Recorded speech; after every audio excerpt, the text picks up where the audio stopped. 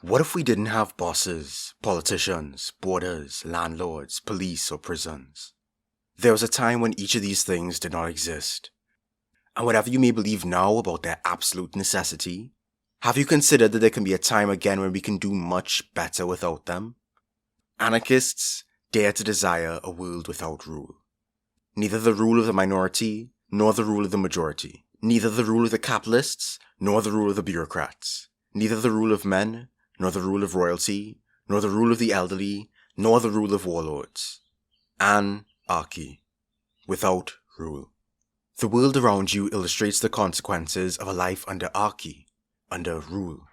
Do the details of the crises playing out before our eyes even bear repeating? By now we should realize that there is more to life than this. By now we should know that there is something wrong with a life of endless toil, soothed by commercial distractions for the power and profit of authorities, while the earth cries out and her children weep for lack of a future. How much longer do we let these rulers run our world to ruin? These are the social, political, economic, and environmental consequences of a life under the rule of capitalists and statists. Beyond individual rulers, these are the consequences of hierarchical systems. Those above have the power to command obedience through police, courts, prisons, schooling, taxation, property, and other systems of control, and those below can only submit. Hierarchy is among the greatest obstacles to the full realization of a free and fulfilling social life. No one person or group sat down to design this world. It is a product of historical developments, material conditions, and social relations shaped by billions across time that have slowly, but not inevitably, entrenched specific systems of hierarchical power. Patriarchy, capitalism, the state. There's no reason to believe that this is the best we can do. The assumption that what currently exists must necessarily exist is the acid that corrodes all visionary thinking. Your ability to meet your needs, your ability to find belonging in the ups and downs of a free-forming social life, your ability to create and pursue life purpose, and your ability to explore the full spectrum of your potential is constricted by a life under rule. Anarchists dare to desire a world without rule, and for that, across the spectrum of politics, we are mocked, ridiculed, and defamed. But this message is for those who see what I see, who want to seek out new horizons for the future of humanity and a better way of life for oneself. For those, like me, who are ever seeking to learn and explore as much as possible. This message is for those curious about how we might organize anarchy. So, quick preface, this video is meant to be an intro for those new to the channel and a continuation of this now 4-year-long project. At this point, I've made 81 videos, of which 74 are publicly available. In order, these videos have documented my learning journey in anarchism and an abundance of other topics, supported exclusively by the patronage of viewers like you. Thank you. My perspective has evolved with time, study, and experience. So just as I had to reevaluate some prior positions in the process of creating this video, my understanding right now is just that. A snapshot of my perspective as I write this in March of 2024. Also consider this video the lens with which you can re-evaluate some of my previous work, such as how to start a revolution. I'm sure my perspective will continue to evolve with more time, more study, and more experience in the future, but here now, let's talk Organising Anarchy. To do so, we must first define anarchism, as it is widely misunderstood by non-anarchists and even some self-identifying anarchists. Although, to be fair, quoting anarchist Sean Wilbur, as long as there's been something called anarchism, anarchists have been struggling to define it, and, as often as not, they have been in struggle against other self-identified anarchists. While the term originated with Pierre Joseph Proudhon in Europe in the 19th century, the burning desire for freedom from rule that inspired it can be found across continents and eons. Anarchism is the term given to the political philosophy and practice that opposes all hierarchies, along with their justifying dogmas, and proposes the unending pursuit of anarchy, a world without rule where free association, self-determination, and mutual aid form the basis of our society. By hierarchies, anarchists are referring to the stratification of society which gives some individuals, groups, or institutions authority over others. In this context, authority refers to the recognized right above others in a social relationship to give commands, make decisions, and enforce obedience. But why is it that anarchists oppose authority?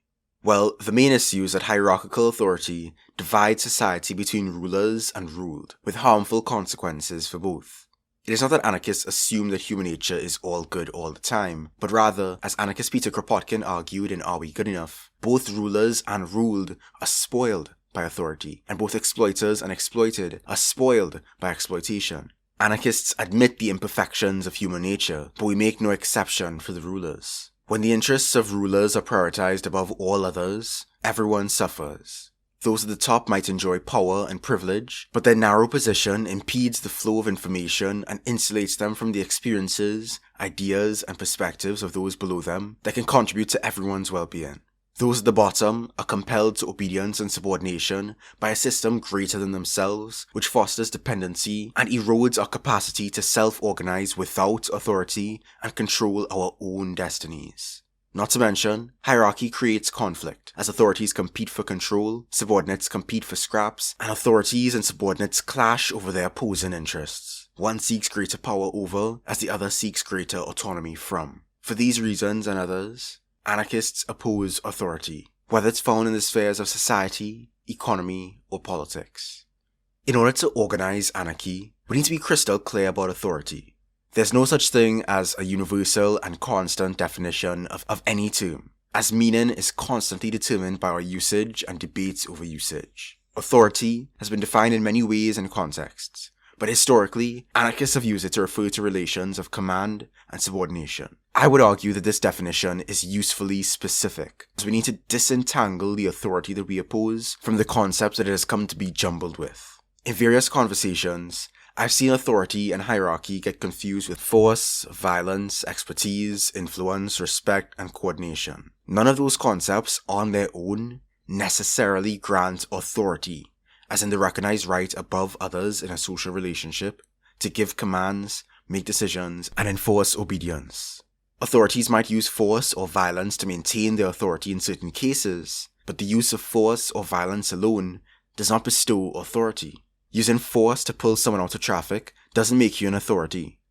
As for violence, the ruling class and other authorities don't even directly carry out violence, at least not usually. That is the work of their subordinates in the police and military whom they authorize to use violence. It is the ruling class's recognized right above their subordinates to command that violence in a hierarchical power structure that gives them authority. If that right was not recognized, and their subordinates did not accept subordination to their commands, then that authority could not exist. Which is why authority is primarily maintained by sheer inertia and social conditioning, rather than outright violence.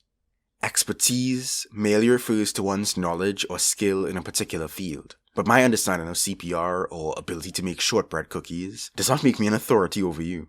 Other than the conflation of force and authority, this is one of the most common confusions people have about anarchism, made worse by the fact that there are some anarchists who still use authority to refer to both command and expertise, just because Bakunin did. Personally, I find that creates needless confusion. If you're using the word authority to describe everything from slavery to knowing how to build a bridge, then why use the word at all? Just use the word expertise when you're talking about expertise. Listening to medical advice isn't a hierarchy. Having expertise doesn't give me the right to command you, unless I hold a position in a hierarchical power structure that grants me that authority. As Bakunin himself said, we ask nothing better than to see men endowed with great knowledge, great experience, great minds, and above all great hearts, exert over us a natural and legitimate influence, freely accepted and never imposed in the name of any official authority whatsoever, celestial or terrestrial. On the topic of influence, as should be clear, the mere capacity to have an effect on the character, development, or behavior of someone is far more expansive than a relationship of command and subordination. As for respect, some authorities might demand respect as in obedience to their will, but no authority can demand that you feel respect for them, as in deep admiration elicited by their abilities, qualities, or achievements. That is beyond their control. Finally, coordination might be more difficult to conceptually disentangle from authority, but I don't think the act of ensuring that the moving parts in an activity work together effectively requires command per se. In fact, it doesn't need to be undertaken by just one person. It's something that multiple people can engage in. Coordination can be conceptualized in anarchy not as making decisions for others, but more as information transfer in a free agreement between equals. This is qualitatively different from command, as it just involves supplementing the capacities of others with a shared commitment to the smooth execution of tasks by keeping track and ensuring that people are aware of what others are doing in a project. To reiterate, the point of this exercise in disentangling authority from concepts like force, violence, expertise, influence, respect, and coordination is so that we can preempt this confusion of concepts authorities like to use to naturalize their rule. If we don't grasp these distinctions, we're not going to be able to understand anarchism on its own terms, nor effectively resist hierarchy. With all that out of the way, we can finally begin to explore how we might organize anarchy. As humans, none of us exist in isolation. The dichotomy between the individual and the collective is a false one. The freedom and well-being of the former is inextricably linked to the freedom and well-being of the latter.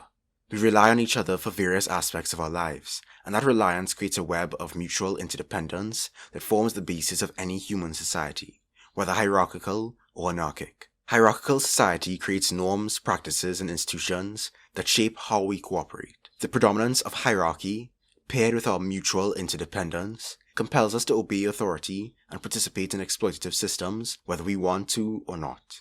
Organising anarchy will involve developing consciously anarchic norms, practices, and institutions that will reshape the way that we cooperate on the basis of our mutual interdependence without hierarchy. By recognizing our mutual interdependence, we can understand the concept of collective force, which refers to the combined productive power generated by individuals working together as a whole that is greater than the sum of its parts. In the context of anarchy, your individual labour must still intermingle with others to accomplish tasks, but your labour does so without the imposition of hierarchy, as collective force is instead harnessed through free association. Free association is the founding principle of anarchic social organisation and refers to the ability of each individual to move around and associate or disassociate with others as they so choose without being subject to authority. Free association empowers individuals to connect with each other and form groups based around shared interests or desired actions, to pursue those interests or actions. Groups don't form without a specific goal in mind, whether that is maintaining roads, producing and distributing food, or building housing. In anarchy, the ability to accomplish anything is proportional to the will of free people to get it done. You cannot order someone else. Deciders and doers are the same people. So if it won't be done without subordinating people to the will of authority, it doesn't get done.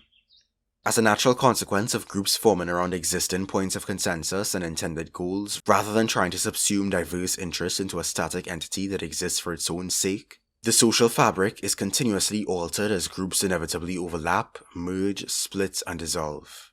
Of course, forming groups around shared interests doesn't prevent conflict between groups.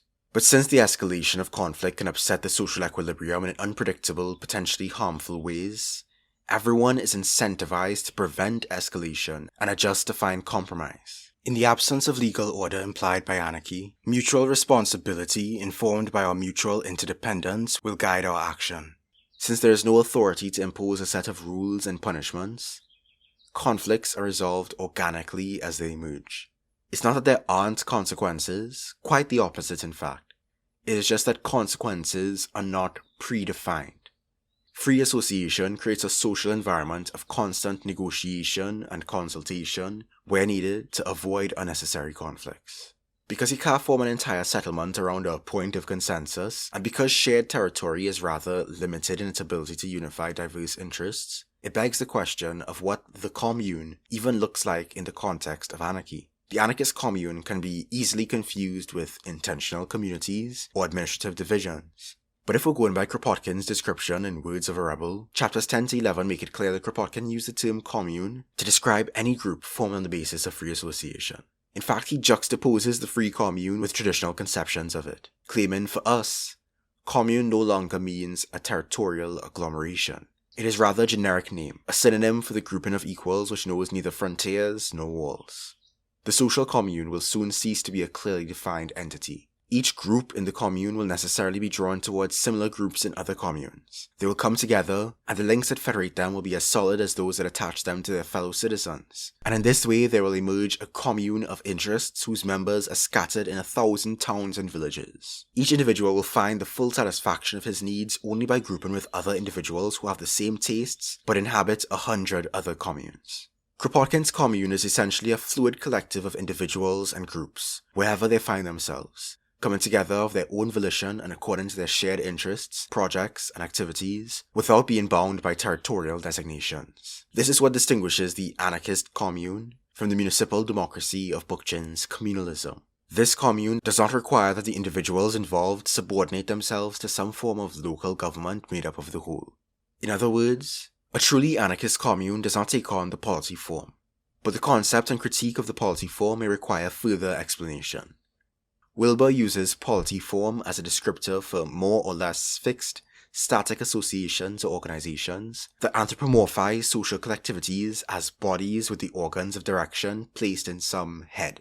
He argues that this archaic conception of social organization tends to inform our understandings of the patriarchal family, the governmental state, the capitalist firm, the democratic people, and sometimes even the anarchistic commune, community, or federation. As Wilbur points out, even when in a democracy or some forms of communism, the people at the top of the hierarchy is presumed to be the sum of the persons at the bottom, the doubling is almost always explicitly for the purpose of imposing the will of the whole on more recalcitrant parts. In other words, the domination of the minority by the majority.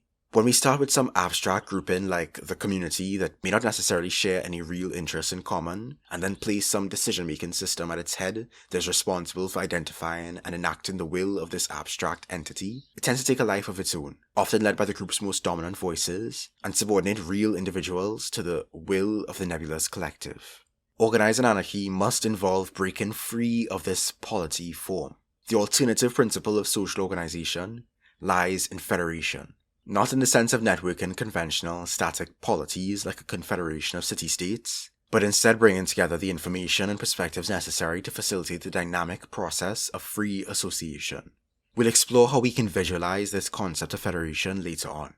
But now that we understand at least the basics of these concepts, we can take a moment to reflect on what falls short of organising anarchy. For some time now, there's been a debate among anarchists concerning the idea of democracy. Historical anarchists have mostly abhorred it, but these days, some anarchists oppose democracy while other anarchists support democracy.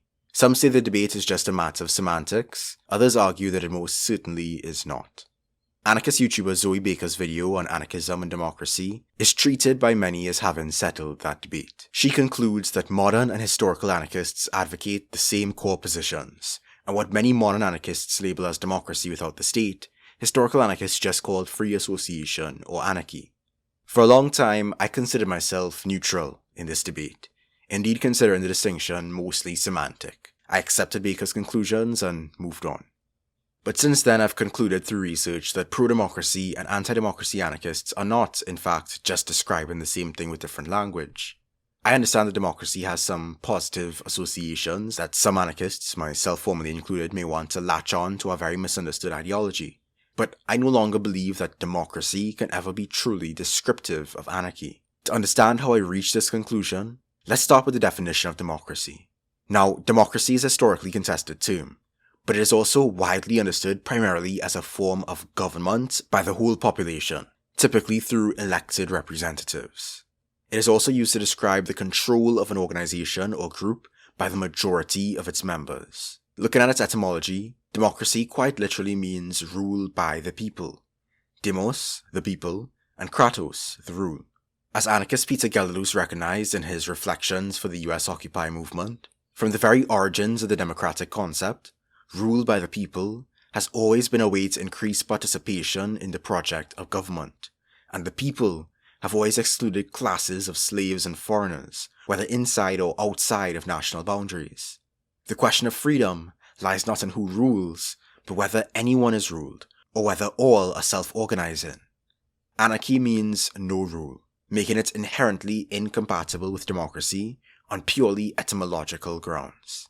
But anarchist proponents of democracy use the term to describe either a particular system of direct democracy, or rather broadly as a synonym for making decisions, which is a rather unique use of the term. They argue that true democracy is direct democracy that exists outside of and against the state. But as the anonymous writers at CrimeThink identify in From Democracy to Freedom, there are fundamental problems with this approach. Their main contention is that democracy has historically been used to describe government, and that history cannot be so easily erased through linguistic prescription. Furthermore, quote, any form of government requires some way of determining who can participate in decision-making and on what terms. Once again, who counts as the demos? And if there is no way of enforcing decisions, no kratos, The decision-making processes of government will have no more weight than decisions people make autonomously. Now, I can't speak on all pro-democracy anarchists, as I've seen them use the term to describe quite different systems. So I'll focus on just one established proponent of anarchist democracy. Not Graeber, because he defines democracy vaguely enough to include direct democracy, consensus, and basically any problem solving that takes place in a group. Not Bookchin, because even he eventually realized anarchism wasn't compatible with majority rule and created his own ideology. Not Chomsky, because his grasp on anarchism is questionable at best. Instead, we'll look at the guy who consistently described anarchism as democracy without the state, Wayne Price. In Anarchism as Extreme Democracy, Price argues that while more areas of life should exist outside the realm of collective decision-making, where needed, such decision-making falls into a dichotomy of either minority rule, which he finds and opposes in both capitalist democracies and consensus systems, or majority rule, which he describes and supports as direct democracy. He argues in favour of majority rule with accommodations for minority rights, going as far as to state that minority rights are safest when the majority rules. But when minorities find themselves opposed to majorities, Price only offers them the option to voice their position and try to win a majority to their views. It should go without saying that despite Price's insistence, this system of majority rule does not describe anarchy. If hierarchy refers to a relationship of command and subordination, and if the majority commands the minority be subordinated to their decisions binding on the whole, then this direct democracy, while extremely participatory, is still a form of hierarchy. As CrimeThink points out in the aforementioned article, the important distinction is not between democracy and the state, then, but between government and self-determination. Government is the exercise of authority over a given space or polity. Whether the process is dictatorial or participatory, the end result is the imposition of control.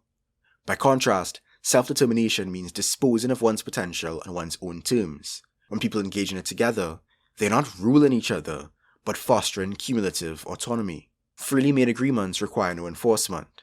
Systems that concentrate legitimacy in a single institution or decision-making process always do. It's true that some historical anarchists have ended up organizing along democratic lines. But the question here isn't whether that excuses us in the present to organize our way or not. The question is whether that mode of organizing gets us closer to the goal of anarchy. Does retaining that form of rule, however decentralized or participatory, get us any closer to a world without rule? As Proudhon recognized in his manuscript writings on Napoleon III, Archy or anarchy, no middle ground. Archy can have one or several heads. Monarchy, polyarchy, oligarchy, exarchy, heptarchy, etc. If the polyarchy is composed of the wealthiest, or of the nobles and magnates, it is called aristocracy. If the people en masse is the predominant element there, it is a democracy. But the number of heads changes nothing in the end. Early in his politics, anarchist Errico Malatesta was in favour of majority voting within anarchist organisations when there was no consensus. Yet he still conceded that decisions should only be binding on those who favoured them. Later on, he would reject the rule of the majority entirely. Exactly 100 years ago, in 1924, he wrote, "Therefore, those who really want government of the people, in the sense that each can assert his or her own will, ideas and needs, must ensure that no one, majority or minority, can rule over others. In other words, they must abolish government, meaning any coercive organization, and replace it with the free organization of those with common interests and aims." Malatesta's position resonates with a slew of both historical and modern anarchists, as documented in the article Anarchists Against Democracy and elsewhere. Anarchist Tasso Sagris argues that, quote, "Homogeneity is the ultimate imperative of any democratic procedure, direct or representational, a homogeneity that ends up as two final opinions, the majority and minority, losing the vast richness of human intelligence and sensibility, erasing all the complexity and diversity of human needs and desires." Anarchist Bob Black, meanwhile, lists as many as 18 solid objections to democracy, both direct and representative, in his article Debunking Democracy. As he concludes, neither version exhibits any clear advantage over the other, and each also has vices peculiar to itself. It's still free to advocate for direct democracy, but it's plain inaccurate to conflate it with anarchy, because the anarchist alternative to majority rule via direct democracy and minority rule via capitalist democracy is no rule, no democracy, just free association. Some of the pro-democracy anarchists might then argue that they are not in favour of majority rule. They do desire free association. They just use the term democracy for rhetorical purposes to refer to any egalitarian collaboration between people, with decisions not binding upon them. But again, without kratos, without rule, why even call it democracy, with all its connotations and baggage? I'm no longer convinced that the label democracy can be accurately applied to all forms of collective, egalitarian organisation. It might seem convenient as an entry point, but looking solely through its lens can also mislead and elicit further confusion about what anarchy actually entails. If we want people to actually understand anarchism, we have to challenge them to critically think about even their most cherished ideals. Democracy is a historically contested term, and everyone seems to want a piece of the pie. As Bob Black observed, for champions of capitalism, democracy is inseparable from capitalism. For champions of socialism, democracy is inseparable from socialism. Democracy is even said to be inseparable from anarchism. It is identified with the good, the true, and the beautiful. But although many good things, such as discussions, collectives, assemblies, networks, and anarchic federations, have been described as democratic, it may be better to view them outside that lens of governance. Perhaps we should look at the positive values that drew us to democracy in the first place, like egalitarianism, inclusivity, and self-determination, and take the time to properly evaluate whether democracy can effectively actualize such values. In the end, democracy is not the same as egalitarianism, inclusivity, or self-determination. Democracy is a historically contested term, but that doesn't mean it can be stretched to near meaninglessness. Words still mean things. No matter how much you might try to rebrand it, democracy still refers to rule. As anarchist William Gillis argues in The Abolition of Rulership, etymology isn't destiny, but it does carry a strong momentum and corrective force. The language we use matters.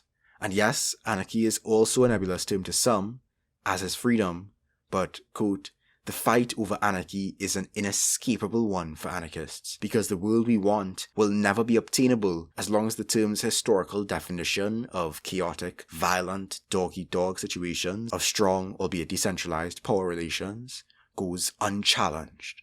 The battle over democracy is not so inescapable. We can afford to let go of democracy and popularize a far more descriptive and accurate term: free association. But wait, I hear you asking, what about consensus? Nearly 3 years ago, I released a video on consensus. Since then, I've been meaning to follow up on it. While I was aware of democracy's flaws back then and considered consensus a more valid alternative, I hadn't fully questioned some of my underlying assumptions.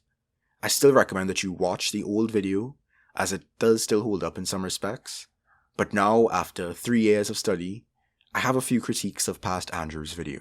Starting from the beginning, I don't think my definition of hierarchy was precise enough. I defined hierarchy as any system or relationship of coercive power and domination. But these days I find it more useful to focus on the relationship of command and subordination, as I don't believe the term coercion alone accurately describes the dynamic most prominently at play. Moving on from that small quibble, in both the original title and description of my video, I referred to the process as consensus democracy. I've since corrected it because, unlike anarchist David Graeber, I don't think it's accurate to describe consensus as a form of democracy by equating all decision-making with democracy. I think it just creates further confusion, particularly with the implication of voting that democracy carries. If consensus is treated as direct democracy taken to its extreme, and one that was observed in the General Assemblies of Occupy Wall Street. As the writers at Crime Think recognized in From Democracy to Freedom, though David Graeber encouraged participants to regard consensus as a set of principles rather than rules, both the proponents of consensus process and its authoritarian opponents persisted in treating it as a formal means of government, while anarchists who shared Graeber's framework found themselves outside the consensus reality of their fellow occupiers. I think my description of consensus in the video was slightly more flexible, as I defined it as a decision-making process founded on consent among the members of a group. Accordingly, consensus aims to value every voice and concern, foster an environment where conflict is embraced and resolved cooperatively rather than avoided or dismissed, and find creative solutions that improve upon initial proposals. The consensus process, as I described it, requires commitment, trust, respect, active participation, self-empowerment, and a common goal. It also requires a ton of patience, as the process involves submitting proposals, clarifying questions, and often lengthy general discussions where all concerns are listed and explored, and consensus is sought after each resolution. If consensus isn't reached, individuals have the option to either stand aside or use their veto to block the proposal. Although I did mention the need for a unity of purpose for the group and acknowledge that consensus wouldn't work for all situations, I still carried on the video with the implicit assumption that I was describing an ideal process for a fixed, rigid group. Some of my criticisms of the problems with consensus, such as issues with vetoing, or the need for splinter groups to amplify the voices of marginalized folks within larger collectives, carry that implicit assumption that we're dealing with a fixed polity. Even my concession to majority rule in instances where consensus fails exemplifies that unconscious bias. But free association implies far more fluidity in group formation and composition. It does away with the polity form. In fact, it's a bit out of order to say that a proposal is brought to the group, especially if the group is some centralized entity that has the power to permit or forbid action within a certain territory. If we're describing a situation of free association, it would be more accurate to describe a group forming around a proposal, aka an existing point of consensus. If that's the case, then there's no need for standing aside or vetoes within the group, just consultation with those outside the group who might have valid concerns, and consideration of what resources are available to accomplish the task. In this context, free association provides the best means to achieve flexible social forms that truly benefit their constituent parts. If, for example, the sewage system needs to be repaired, in a situation of free association, there's no need to seek permission from some communal authority. People who are willing to undertake the necessary repairs come together on that basis, evaluate what resources are available to accomplish their goals, and take action. Of course, if they wish to avoid upsetting the social equilibrium, it's in their best interest to consult with the people who might be affected by the repairs prior to action and find compromises where necessary. But this is not the same as submitting the activity to the decision of a collective body. Perhaps this process of consultation, problem solving, and conflict resolution can be described as a consensus process in some cases, but of course not every effort to resolve conflict or solve problems can be limited to the traditional process of consensus.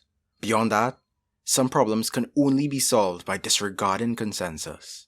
Minorities don't need to find consensus with majorities for permission to retain their autonomy. Ultimately, anarchy is not and has never been about everybody voting for everything everywhere all at once to get anything done. In Worshipping Power, which I highly recommend, Gelderloos challenges us to accept this more chaotic organization. Chaotic decision-making fosters the recognition that society can function spontaneously as a decentralized network, permits conflict as a healthy force in our lives, encourages a multiplicity of decision-making spaces pervading all moments of life, well beyond the formal, masculine sphere of the Congress or the diktat, and allows different, even conflicting decisions to be made at different points in the human network, while encouraging a collective consciousness so all decision makers can maximize their intelligence and accordingly harmonize. Humans have an evolutionarily tested ability to utilize chaotic decision making at a macro scale, and the only people who dispute this are those who wish to permanently infantilize their compatriots so as to control them by monopolizing decision-making in unitary structures. Later on in the book, Gelderloos develops a necessary litmus test for anarchy. If the system that you create is so interchangeable with the existing order that you can take out the assembly, replace it with a tyrant, and the society keeps functioning, then you have failed to truly revolutionize the social fabric. I don't think that we should dismiss consensus. I think we need to interrogate some of the assumptions that would see it become just another means of rule. If consensus stays tied to rigid polity forms, then though it will give us practice in egalitarian social relations, we can go much further still in our pursuit of freedom. As Gillis concludes in his piece, truly anarchist approaches to consensus would prioritize making the collectivity organic and ad hoc. This would mean adopting an unterrified attitude about dissolution and reformation, learning new habits and growing new muscles that have atrophied in the totalitarian reference frame of our status world. For consensus to be truly anarchistic, we must be willing to consent upon autonomy, to shed off our reactionary hunger for established, perpetual collective entities. This sentiment is echoed by CrimethInc, as in seeking to answer the question of our responsibilities to each other, they accept that we must create mutually fulfilling collectivities at each level of society. Spaces in which people identify with each other, and of course do right by each other. At the same time, we must recognize that we will have to reconfigure them continuously according to how much intimacy and interdependence proves beneficial for the participants. When a configuration must change, this need not be a sign of failure. On the contrary, it shows the participants are not competing for hegemony. When exploring what it means to organize anarchy, we must both consider what the future that we are striving toward might look like, and understand what is required to accomplish those goals in the here and now. This is what is meant by means and ends. The two cannot be separated. I know that this discussion can all feel very vague, so let's look practically at how we can agitate for anarchy. One of the proposals that CrimethInc advocates in place of formal sites of centralized decision-making are spaces of encounter, where people of diverse interests can find and connect with others of common concern in accordance with the principle of free association. These spaces of encounter might be created or found in libraries, parks, community centers, cafes, makerspaces, common rooms, schools, or even online. Spaces of encounter might also be developed along existing supply chains on the factory floor, in warehouses, in stores, on farms, or in offices, as part of a radical transformation of labor. All it takes to get the ball rolling is an opportunity, perhaps an initiating event, for folks to come together, start sharing their offers and needs, and experiment with solutions. On that foundation, the full potential for spaces of encounter can be built. CrimethInc points to the example of the space of encounter that preceded the demonstrations against the 2001 Free Trade Area of the Americas Summit in Quebec City. Rather than employing an organizational model intended to produce binding central unity that would have participants spending the entire night fruitlessly arguing about goals, strategy, and which tactics to allow, thousands of people in autonomous groups were able to pursue and synchronize their wide array of plans for action. CrimethInc concludes with the recognition that only when we understand ourselves as nodes within dynamic collectivities, rather than discrete entities possessed of static interests, can we make sense of the rapid metamorphoses that people undergo in the course of experiences like the Occupy movement, and the tremendous power of the encounter to transform us if we open ourselves to it. Finally, returning to the concept of federation as promised, we can look to Antiquities of Democracy, where Wilbur writes about how federative organization will be the process by which we identify specific social selves, as in interests or needs, and establish their involvement in large-scale collectivities that are formed on the basis of those convergent interests. He specifies that these collectivities would exist on a specifically consultative basis, quite literally to seek and disseminate information or advice as it relates to those interests, with the recognition, where relevant, of expertise. These consultative associations might be organized to collect and relay information related to everything from armed defense, to co-housing construction, to agroforestry. There might be consultative associations with a journalistic focus, and consultative associations with a rewilding focus. They may exist on any scale, depending on the specificity of the information needed, from as local as an apartment building, to as far-reaching as a continent, or even the entire globe.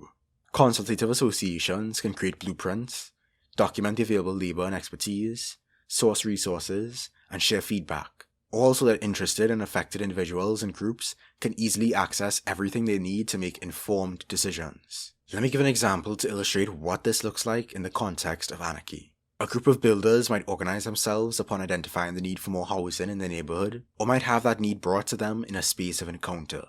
Following the incentive to be as informed as possible to avoid unnecessary conflict, they will then need to access the information available in the consultative associations they are part of, including referencing any useful pre-existing blueprints, surveying the wants and needs of those seeking housing, identifying the current land, labor, and resource constraints, and identifying any concerns that the neighbors affected by such construction might have. Once they've gathered a satisfactory amount of information, gathered the necessary resources, and addressed any potentially obstructive concerns, they can proceed to build a house.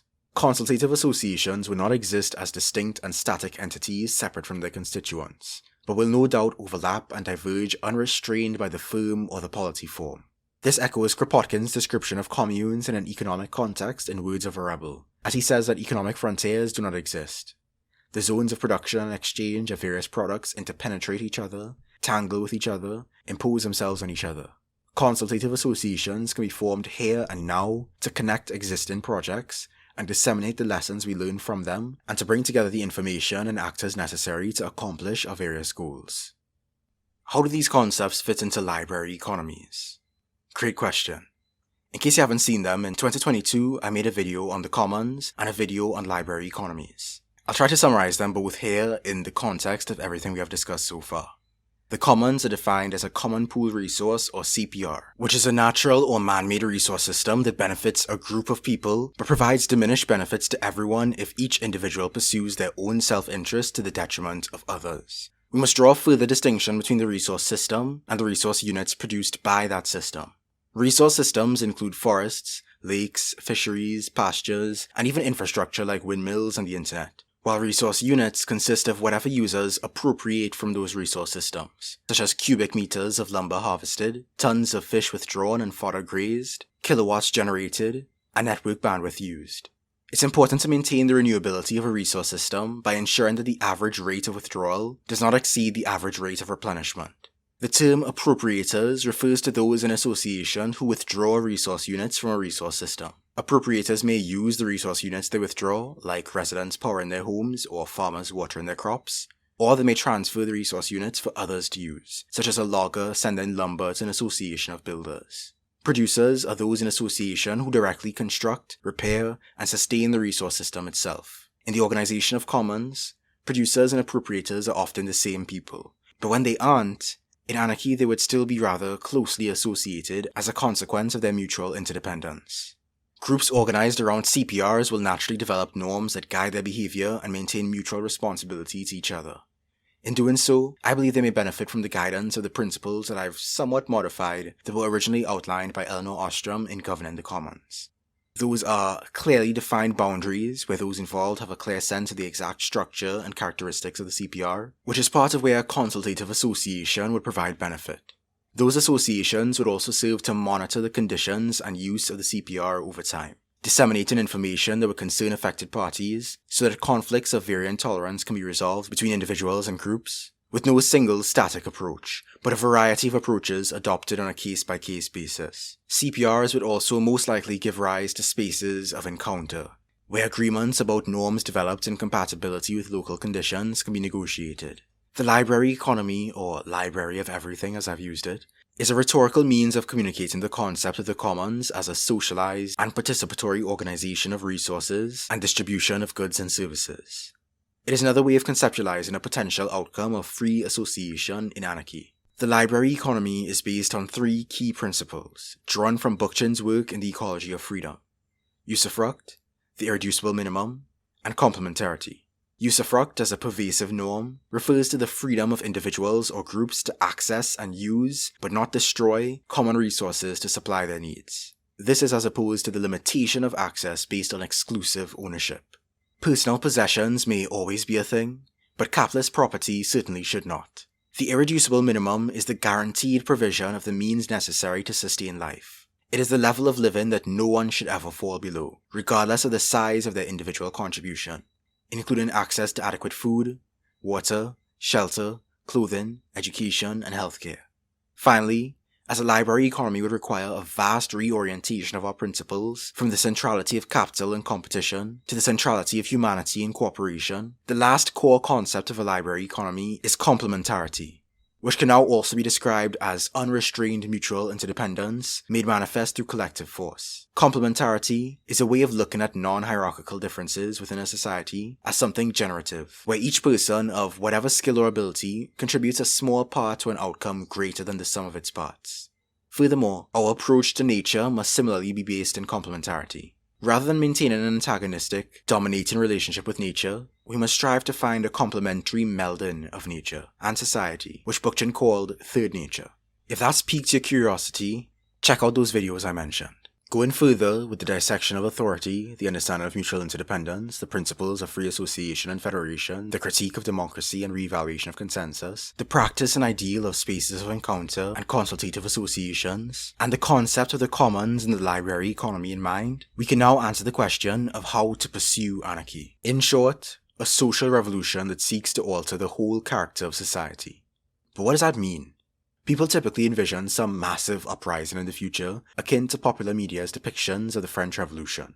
But in reality, as anarchists use the term, social revolution refers to an ongoing and intentional transformation of our society, economy, culture, philosophy, technology, relationships, and politics. It is not starting from scratch, but rather utilizing the shell of the old to build anew.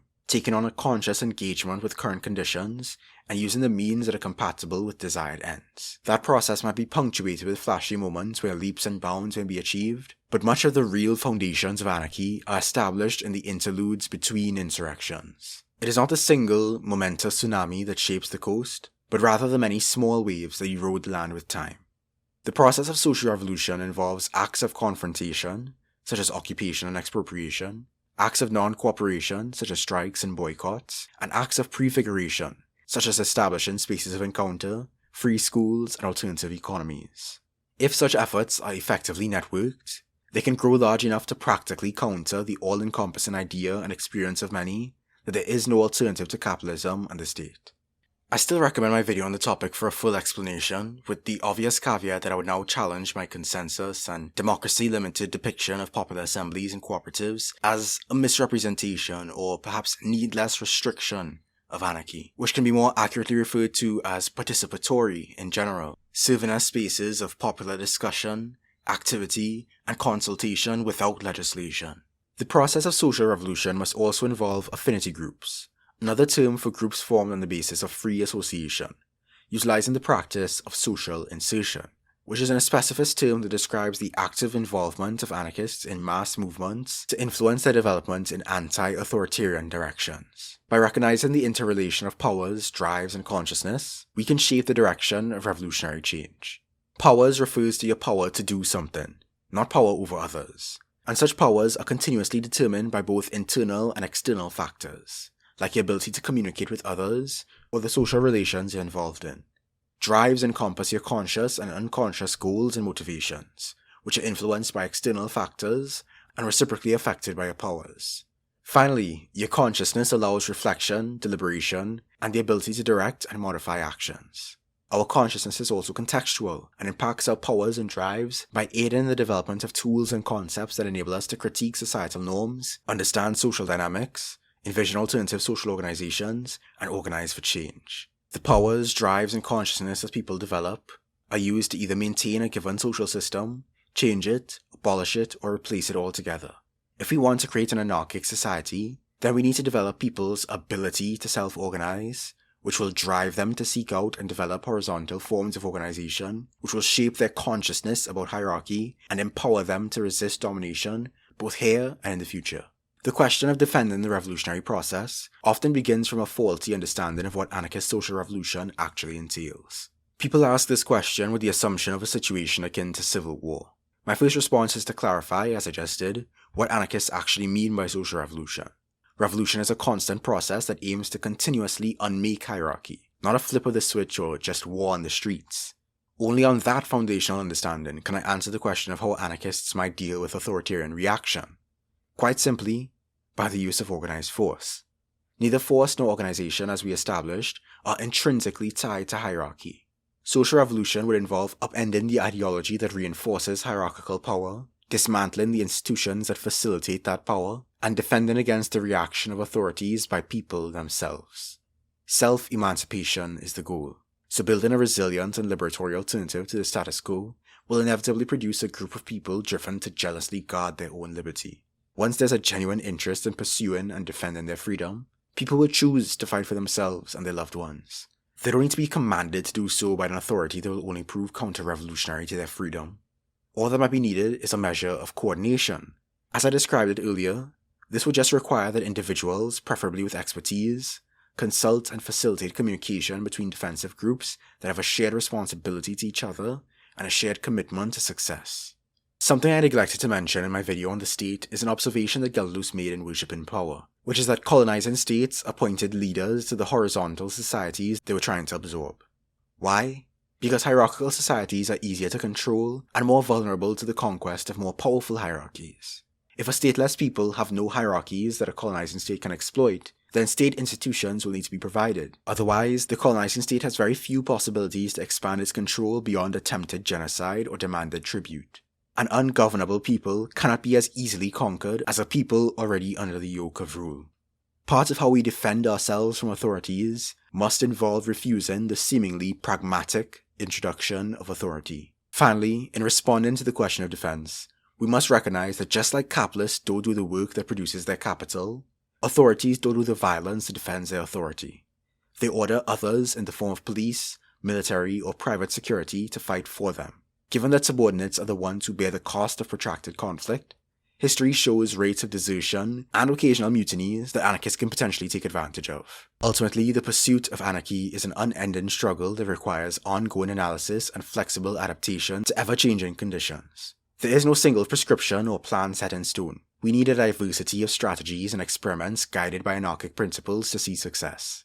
I see many new anarchists fall into the trap of limiting their imagination to what has already existed, but it's important to keep in mind that Civil War Spain, Black Army Ukraine, and the Zapatistas are not the boundaries of anarchist possibilities. Historical attempts at anarchist or decolonial social revolutions, while making some significant strides, still fell short, had structural failings, and made strategic errors. In Anarchy Works, Gelderloos challenges us to think deeper about our history, raising questions about isolation, alliances, repression, collaboration, and impermanence. I recommend engaging with those questions, and remembering that while it's good to look at what worked in the past, there's no need to limit ourselves to what worked in the past. We in the present must understand that anarchy is something we're striving toward that has yet to ever be achieved. Anarchy is unprecedented. That realization can feel damning to some, but I find it exciting and liberating. If we base our judgment of what is possible only on what we have observed, we are doomed to create nothing new. There was a time when what exists now could not have been conceived, when the divine right of kings seemed inescapable, and yet here we are. We exist at a time with access to more knowledge than ever about what humans are capable of. Something not existent today does not mean it cannot be created tomorrow. Failures of the past do not guarantee failures of the future. Perhaps the anarchist philosophy is obscure now, but that says nothing of its merit for what comes next. Perhaps anarchy can never be achieved, but anyone who favors concrete steps toward free association and against hierarchy is an ally of mine. As Malatesta said, the subject is not whether we accomplish anarchism today, tomorrow, or within 10 centuries, but that we walk towards anarchism today, tomorrow, and always.